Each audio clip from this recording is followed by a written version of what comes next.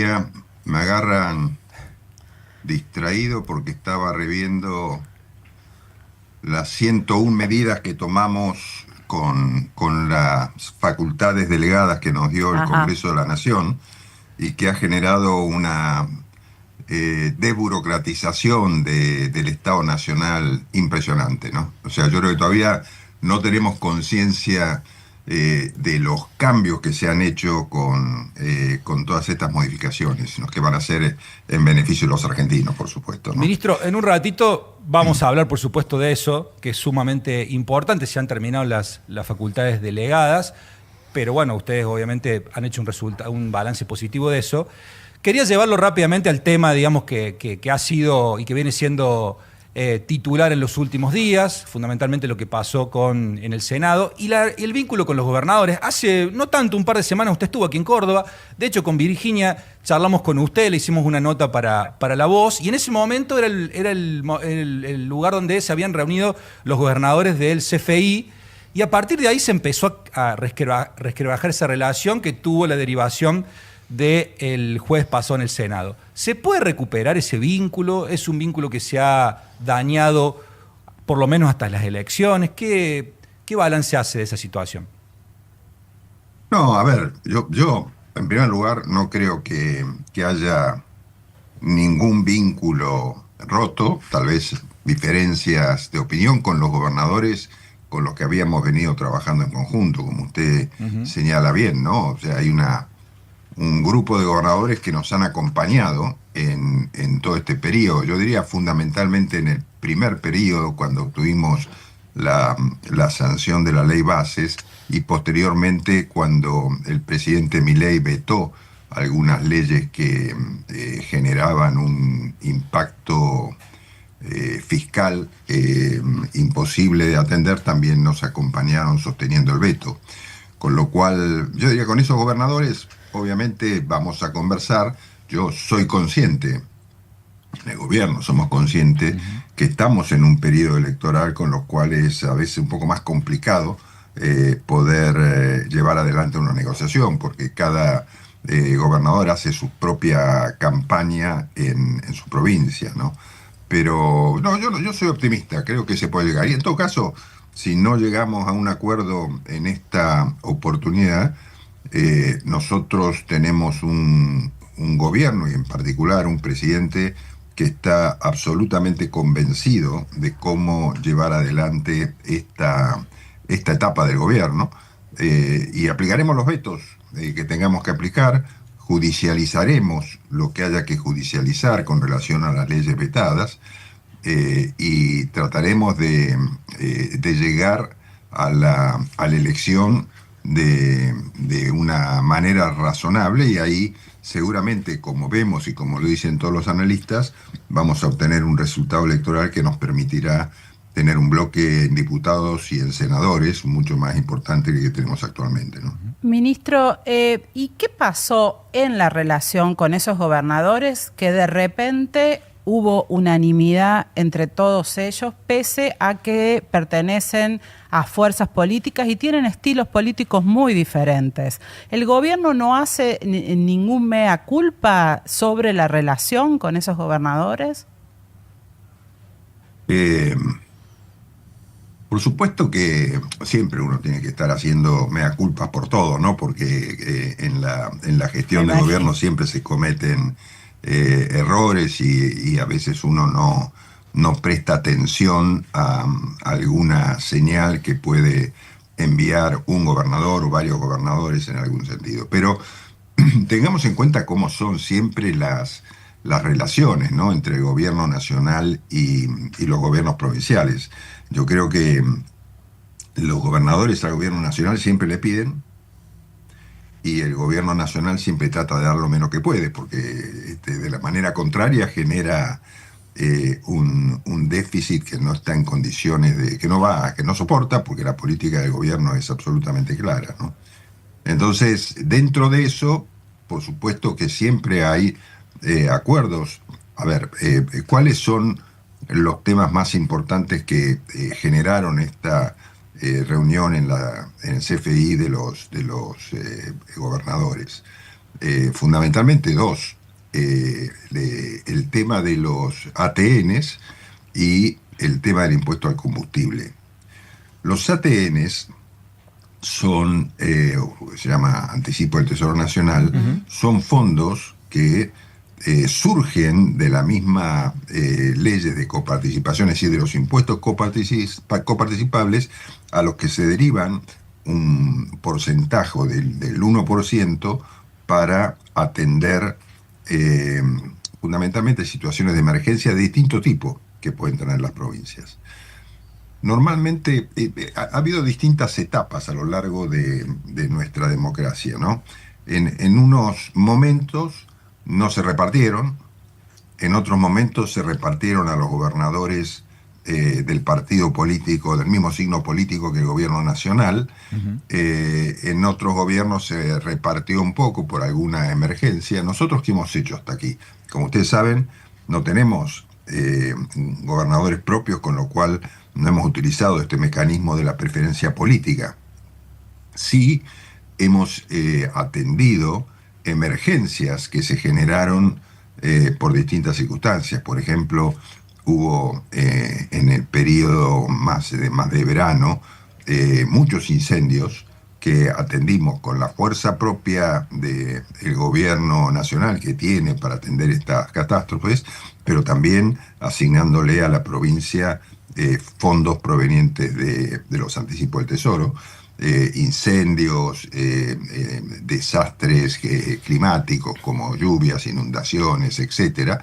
Caso particular de Bahía Blanca, lo hemos tratado también con un fondo especial que creamos para eso de 200.000 millones de dólares, de pesos, y así sucesivamente. De manera que los gobernadores que nos proponen aquí, o que inspiraron al Senado a que le diera media sanción en esta ley, que se coparticipen la parte de los fondos correspondientes a las provincias. 58%.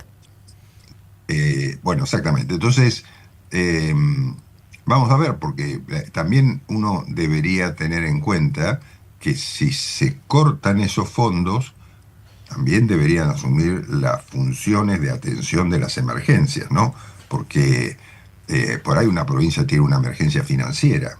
Entonces, ¿cómo van a hacer? ¿Se lo va a dar el conjunto de las provincias para atender esa emergencia? En fin, me parece que es una sanción muy genérica la que se hizo, muy poco contemplativa de las distintas circunstancias que pueden darse, y además nos afecta, ¿no? Afecta, tiene un impacto fiscal, sin duda, para la nación. De manera que cuando como eso recién es una media sanción, cuando llegue a diputados veremos si diputados la aprueba, y si la aprueba también la vamos a vetar, como hemos anunciado, ¿no?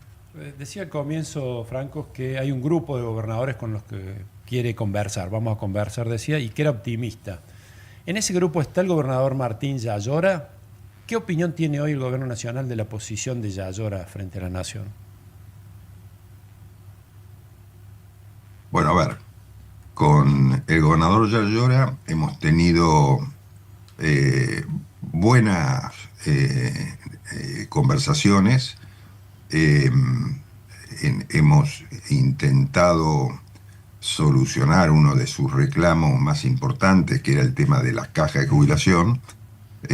Hemos llegado ahí a un acuerdo de generarle un flujo mensual que le permita mejorar la situación o el déficit que le genera la caja provincial.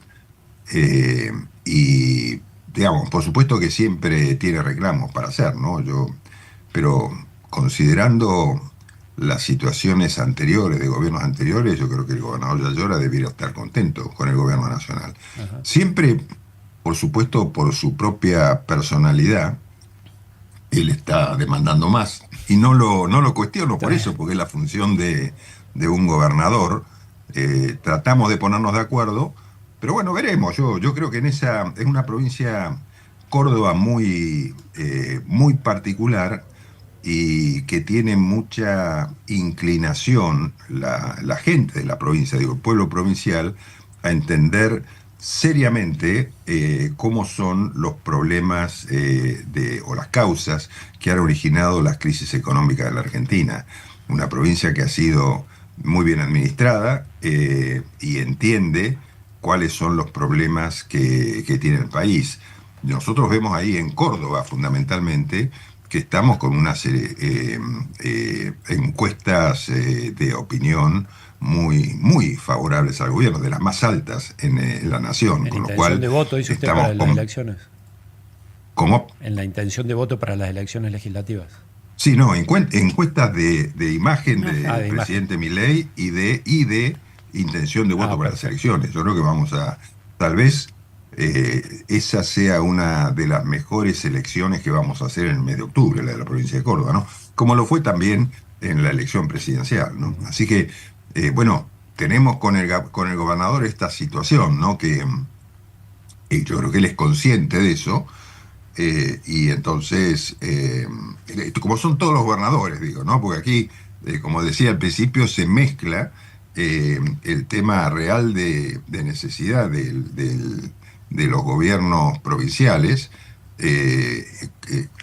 contra los problemas, contra la necesidad de los problemas nacionales, pero también la circunstancia política, ¿no? O sea, también los gobernadores saben que el presidente Milei está muy bien valuado en las provincias argentinas en general, y lo que puedan hacer por afectar eso y para que no sea tanto, lo van a hacer.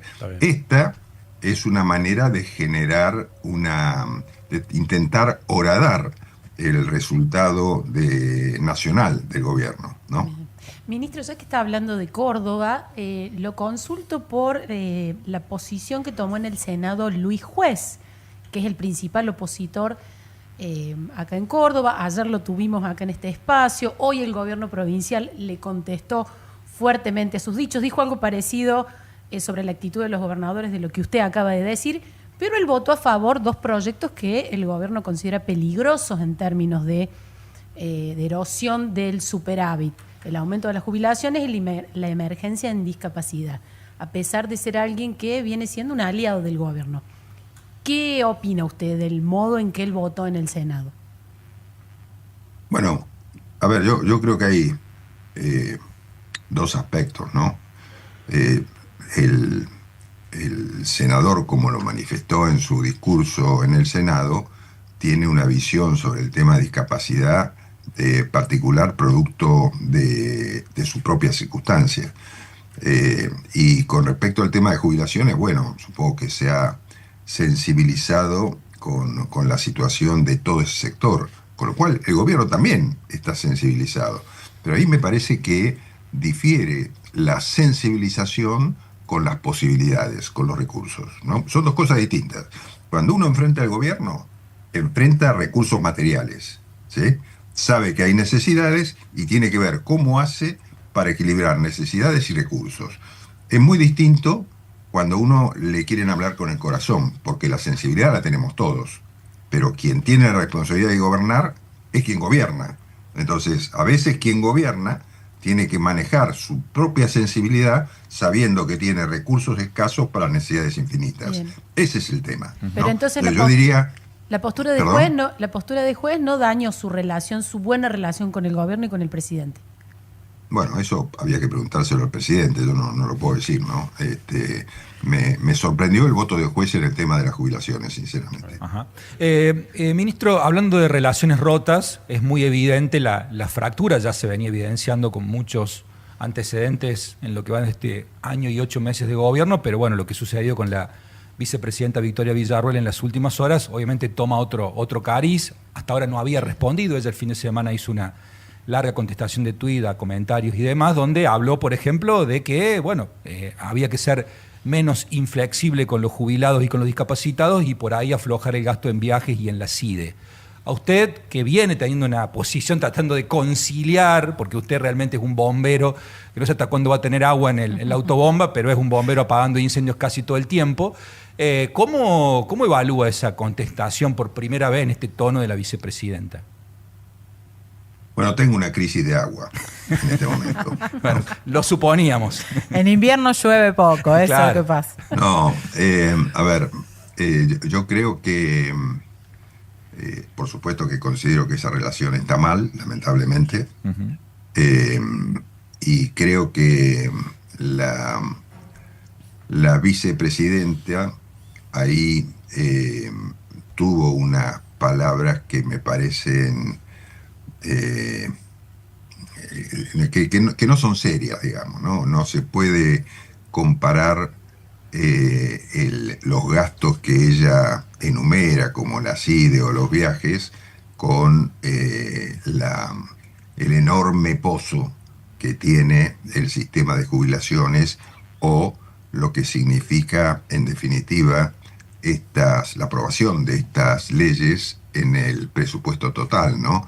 O sea, yo, así por decirlo rápidamente, haciendo un cálculo muy rápido, yo diría que esto está en total, en un año completo, todo esto que se aprobó debe estar en 2, no sé si era 2,6 puntos del Producto Bruto, que si uno lo lleva eso a números, y yo supongo que debe estar cerca de los 20.000 millones de dólares, ¿no? En un año, toda la reforma esta completa. Y eso, nada más que entendiendo que el gobierno viene sosteniendo a capa y espada el superávit fiscal, que no es caprichoso, ¿no? Tiene varias circunstancias. La primera es que hay una parte que es exigencia del Fondo Monetario por los últimos acuerdos negociados que nos permitieron salir de la tremenda crisis esa que teníamos de la deuda con el fondo y de las deudas generales que había en la Argentina.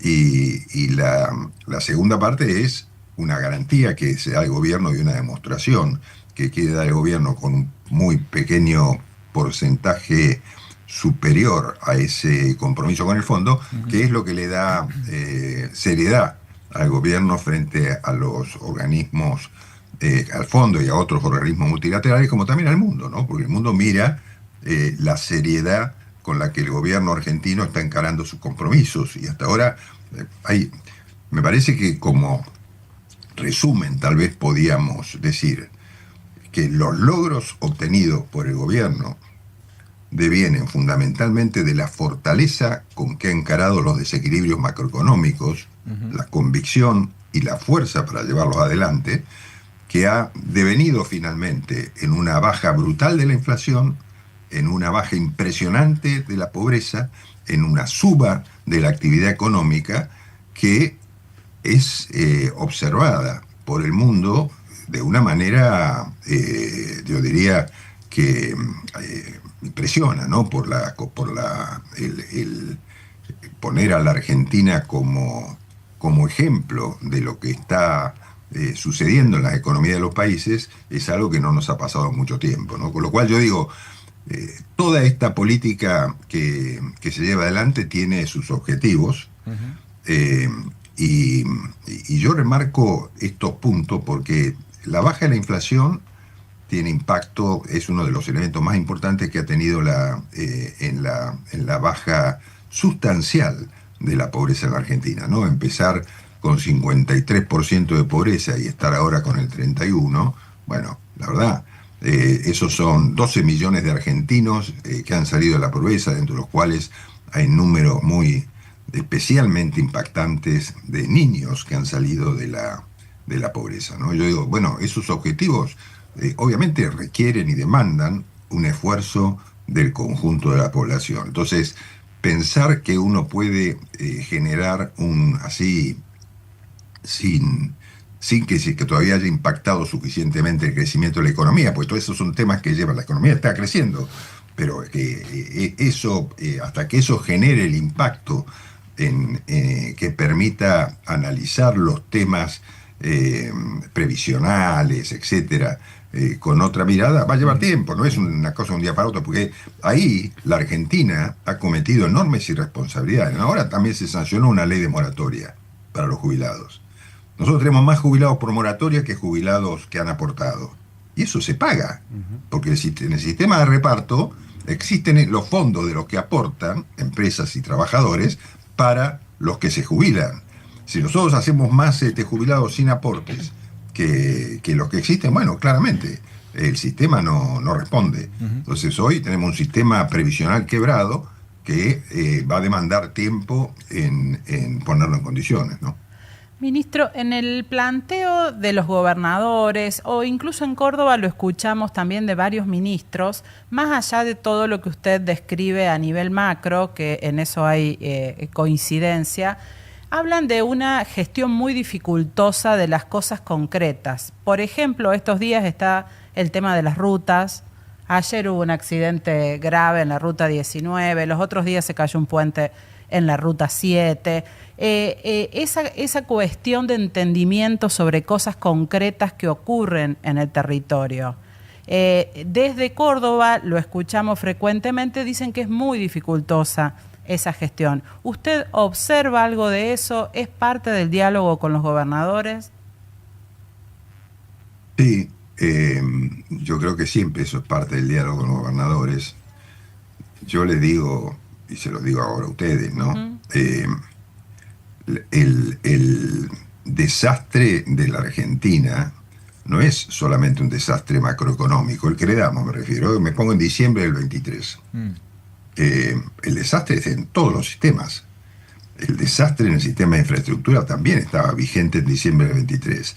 Y eso demanda inversiones enormes. Tenemos una expresidenta que está, y un conjunto de funcionarios que están presos por el manejo, por el desastre y el manejo delictivo de los fondos de vialidad nacional. Eso ha pasado, no podemos cerrar los ojos ante eso. El desastre de la infraestructura argentina viene de muchos años y eso demanda inversión. Obviamente, demanda inversión, demanda esfuerzo. ¿Existen los fondos para hacer esa inversión en un año y medio? No, no existen. En un año y medio no se mejora la infraestructura del país o se solucionan los problemas de la infraestructura del país en un año y medio. Va a llevar tiempo. Ahora, si nos debiéramos hacer una crítica con respecto a este reclamo de los gobernadores, sí, por supuesto, tal vez no hemos sido tan eficientes, preocupados por estos temas y de la reorganización del Estado, en atender algunos reclamos que nos han hecho varios gobernadores con respecto al pase de rutas a las provincias, etcétera. Eso sí lo podemos asumir y lo podemos conversar totalmente con los gobernadores. Otro tema de los que conversan con los gobernadores en Córdoba tiene que ver con la fábrica argentina de aviones FADEA, que tiene un futuro incierto. Hubo crisis y suspensiones este año y ahora se habla de un traspaso a la provincia. La provincia dice que está adelantado y que está dispuesta a aceptar que sea parte de su administración. ¿Qué quiere hacer el gobierno nacional, si tiene alguna certeza sobre este caso puntual, que va de la mano también con la consolidación de la deuda que está analizando ANSES? Pero en el caso puntual de FADEA, ¿usted tiene alguna información sobre qué podría pasar a futuro?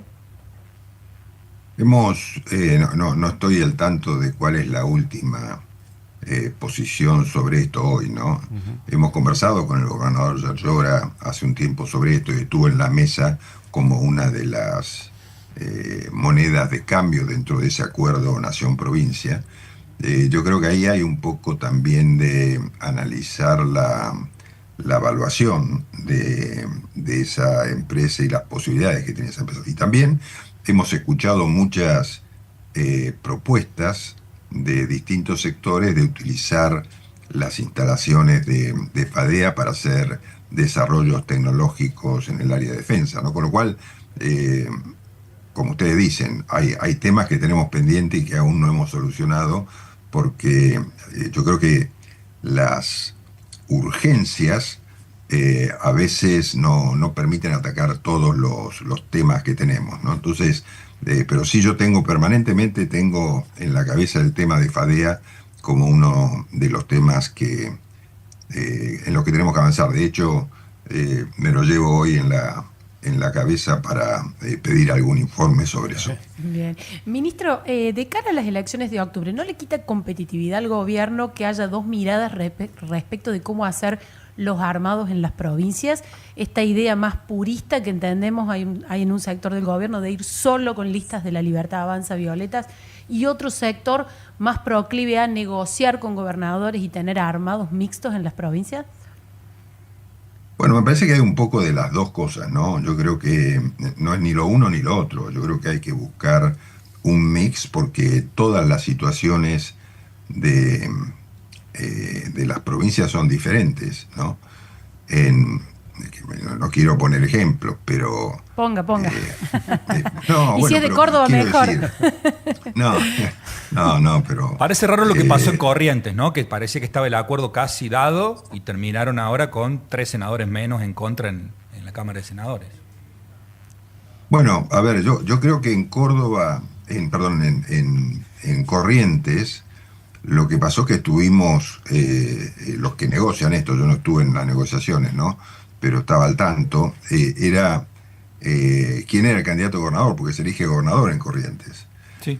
Entonces, intentando buscar un gobernador en reemplazo de Gustavo Valdés, y yo creo que Gustavo Valdés quería ponerlo, como finalmente lo hizo, a su hermano. Y desde nuestro sector, nosotros no estábamos de acuerdo con que su hermano fuera el candidato, pues como la idea de armar un feudo político nuevo, ¿no? O sea, te lo doy a vos me la devolvés, que yo te queda todo en familia. No nos parecía que la Libertad Avanza pudiera convalidar políticamente esa circunstancia y por eso no llegamos a un acuerdo. Aunque por ahí el acuerdo nos hubiera sido beneficiosos, en términos políticos concretos, quiero decir, en términos políticos más de fondo, por ahí era no romper un poco lo que nosotros pensamos de la política, ¿no? Entonces, por eso no arreglamos ahí. Pero hay otros casos en los que sí hemos acordado con la provincia, por ejemplo, en el caso del Chaco, ¿no? Como vamos a acordar, ¿no? Como acordamos en la provincia de Buenos Aires con el PRO, obviamente no con el gobierno provincial, porque tenemos ideas diametralmente opuestas. ¿Y en Córdoba qué posibilidad de acuerdo ve, ministro? No, en Córdoba nosotros vamos a ir como la Libertad Avanza, no vamos a hacer acuerdo con el gobernador Yayora y con su partido político. Y con la posibilidad de... primero porque no nos invitaron tampoco a hacer un acuerdo, ¿no? Sí, yo no me refería al gobierno, sino, por ejemplo, a Rodrigo de Loredo y ese sector del radicalismo. Yo creo que eso se está conversando todavía.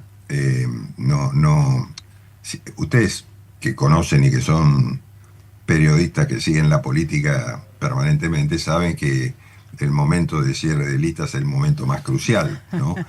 Entonces ahí cada uno hace su puja, veremos. No puedo decir que vamos a llegar a un acuerdo o no, pero sí estamos atentos a la situación de Córdoba porque sabemos que tenemos un electorado muy favorable al gobierno nacional o que mira con buenos ojos al gobierno nacional, entonces no queremos de ninguna manera defraudar ese electorado, ¿no? Ayer se conoció la inflación, 1,6, un buen dato, 15% en los 6 meses, pero también se conoció que el dólar, estamos viendo que el dólar está despertándose de a poco y se acerca a la banda de 1.400.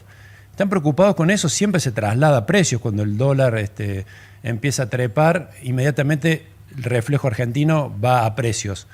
¿Qué evaluación hacen de la situación? ¿Está controlado? ¿Esperan que siga trepando para llegar a la banda? Pero bueno, nosotros estamos re tranquilos, ¿no? No nos mueve un pelo el tema, ¿no? Entonces, las reglas están claras, porque la diferencia yo creo que es que el gobierno fijó reglas muy claras, aparte del piso y el techo de la banda, y dijo, bueno, cuando llegue al techo compro, y cuando llegue al piso, al revés, ¿no? Quiero decir, cuando llego al techo, compro pesos, cuando llego, es así, ¿no? A ver, exactamente, claro. Es así. Sí. Vendo dólares en el techo y compro dólares en el piso. Como para no dejar que pase los 1.400, sacar pesos del mercado. Pero esto se fundamenta particularmente en que la masa monetaria es la misma. Acá no se imprimen billetes, ¿no? Porque la vieja solución argentina era lo que ya me decía a mí mi padre, ¿no? Se agarra la maquinita y se soluciona todo el problema, ¿no? Como causa del cáncer argentino, ¿no? Entonces, acá eso no se hace. El gobierno dijo, estos son los dólares que hay en el Banco Central, esta es la masa monetaria. Estos pesos no se van a mover. De manera que si yo le quito, si yo me veo en la necesidad de vender dólares para sacar pesos del mercado, la inflación no tiene por qué moverse, ¿sí? Porque va a haber menos pesos para comprar bienes y servicios, con lo cual la economía se maneja en esos términos, ¿no? Se maneja en temas muy claros. Lo que pasa es que los actores de la economía tienen que terminar de comprender cómo son y cómo funcionan estas reglas de juego. Pero, digamos, mientras el dólar se mantenga dentro de las bandas, tenemos que estar tranquilos. Y como de las bandas no va a salir, porque la fijó el gobierno y la va a hacer cumplir, estamos bien. Ministro, estamos tranquilos. Le completo con otra económica. YPF. ¿Cuán preocupado está el gobierno por la situación de YPF, por este reclamo desde Estados Unidos? ¿Y considera que existe la posibilidad de que la Argentina, el Estado argentino, pierda control de la propiedad de esa empresa? No, cero problema. Para la Argentina, cero problema. Por varios motivos. Primero, porque la jueza Presca no tiene ninguna autoridad, porque hay un derecho soberano de la Argentina. O sea, un Estado, como los Estados Unidos, puede meterse con bienes de otro Estado que están en los Estados Unidos, pero no puede meterse con bienes de otro Estado que están en la Argentina. Y las acciones de YPF están en la Argentina, no están en Estados Unidos. De manera que no hay ningún motivo para preocuparse por la titularidad de las acciones de YPF. Así que desde ese punto de vista no estamos preocupados para nada. Aparte, imagínense que YPF yo creo que va a ser el mayor actor de la economía argentina de los próximos años, ¿no? Por su reserva de gas y petróleo no convencional. Estamos trabajando junto con todas las empresas energéticas para que tengan la infraestructura para poder exportar esa energía al mundo, ¿no? Con lo cual yo diría que entre el campo, la minería y el petróleo y gas son el futuro de la economía argentina. Así que imagínense que si eso estuviera en riesgo estaríamos preocupados, pero estamos cero preocupados. Ministro, además quiero decirles una cosa. En los Estados Unidos quedan todavía varias instancias, ¿no? Está la instancia de la Cámara Federal, de primer distrito, creo que es, no sé, primero o segundo distrito, que está todavía, que tiene un sistema muy particular, ¿no? Ellos tienen que sortear los 3 jueces que van a intervenir en las apelaciones que presentó la Argentina sobre el fondo de la cuestión y ahora sobre la ejecución de sentencia. Eso seguramente llevará un tiempo.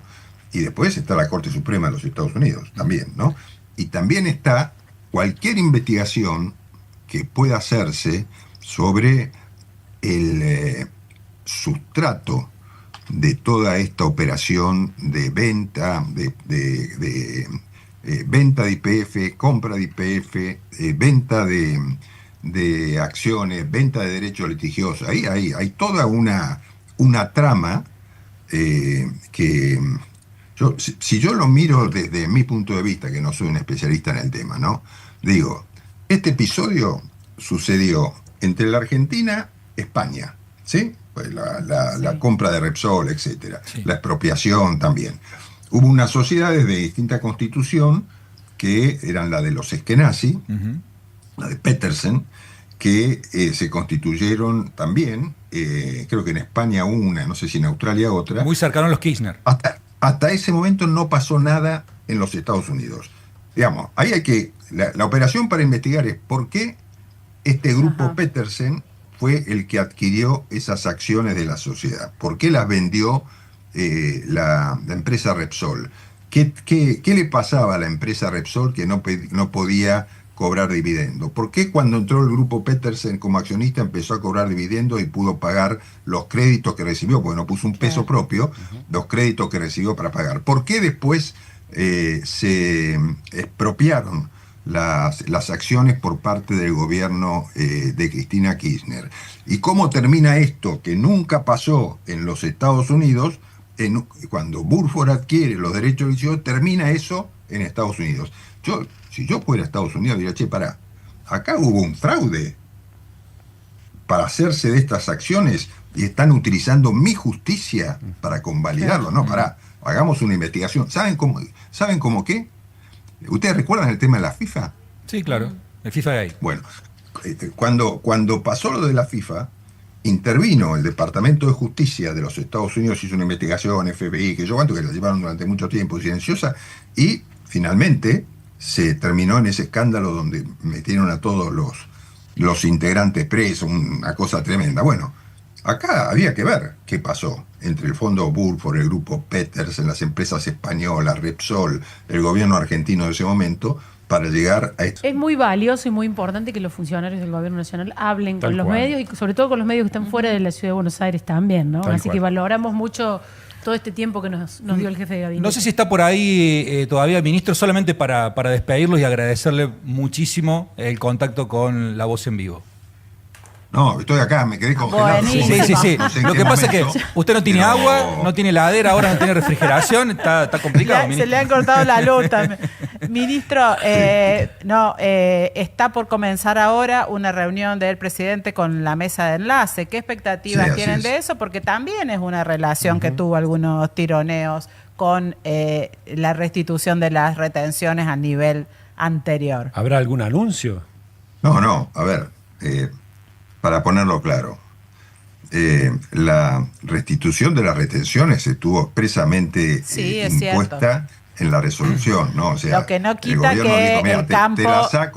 te la saco por este periodo para que liquides ahora con mejor precio, pero te las voy a volver a poner en tal fecha, porque el Estado no puede prescindir. Ojalá, digamos, si ustedes me preguntan a mí, yo diría, no soy el economista, no manejo las cuentas públicas, pero yo diría, yo estoy seguro que en el momento que se saquen las retenciones va a incrementarse muchísimo la producción. Pero hoy necesita la plata de las retenciones el gobierno, porque si no, no puede financiar los gastos. Entonces, como les decía al principio, no se puede hacer todo al mismo tiempo. El presidente Milei quiere tener la mejor relación, por supuesto, con el sector agropecuario, con el sector que la representa, que es la mesa de enlace, la tiene con Nicolás Pino en la rural. Este sector que ha sido tan importante en momentos muy críticos de la historia argentina, no nos olvidemos lo que pasó en el año 2008, ¿no? Cuando se crea la mesa de enlace para oponerse a la discrecionalidad del gobierno de los Kirchner. A mí me parece que lo importante ahí es tener una relación y empezar a tener un poco más claro el panorama hacia adelante. Yo creo que de eso se va a tratar la reunión del presidente hoy con la mesa de enlace, en comentarles cómo está viendo la evolución del sistema, del programa hacia adelante, y ahí les dirá, bien, yo lo que veo hacia adelante con respecto a este tema es esto. Yo no puedo decirlo porque no será el presidente que lo converse con los integrantes de la mesa de enlace. Ministro, muchísimas gracias por el tiempo. La verdad que ha sido un placer charlar con usted, hablar, pimponear varios de los temas más importantes que no solamente le preocupan a los cordobeses, sino también a los argentinos. Ha sido muy amable, ojalá que no sea el único contacto. Bueno, cuando ustedes quieran, mucho gusto.